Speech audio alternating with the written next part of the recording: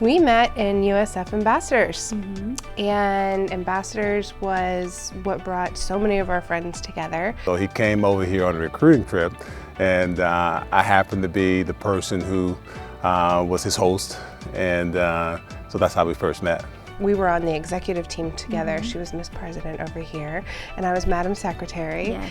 He was the one guy that in the midst of a storm, if you wanted some calm, you'd kind of lean in his direction. Through the recruitment process for Ambassadors, I was basically recruiting her, and during the recruitment process for sororities, she's recruiting me. We happened to be playing a pickup game, and Tony, of course, he was an outstanding guard. Here's the guy 6'2", I'm 6'8".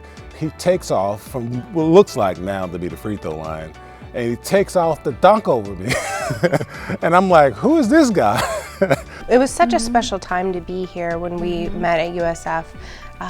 It was really during this really great transitional period between when USF was more known as a commuter school to the kind of university that has this thriving student body population that bleeds green and gold. And I can think of, a bunch of other people who we were friends with too that, to this day still bleed green and gold. I'm kind of getting goosebumps.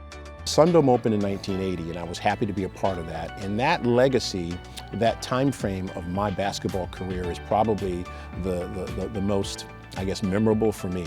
Some of the things that I'm most proud of is seeing guys like Hiram who have worked through the system and have worked their way to another level of achievement. And it all started with basketball, with sports. I was a USF ambassador. The first year we had the ambassadors, I was part of that group, just a tremendous group of students, leaders on campus. We both ended up marrying our college boyfriends from USF. We come back for all of the events, and I know you and I go to the football games, and our best friends are from USF.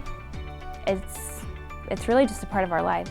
Yeah, it's the world we live in. And I'll never forget it, because as we ran up to court, I said, "Yeah, Hiram," and we looked at each other, and from that day forward, we always had a better relationship. It was our personal story, only we knew it. My favorite times with Holley would have been the time that we did serve on the executive board together. I feel like that was a time where we were just students.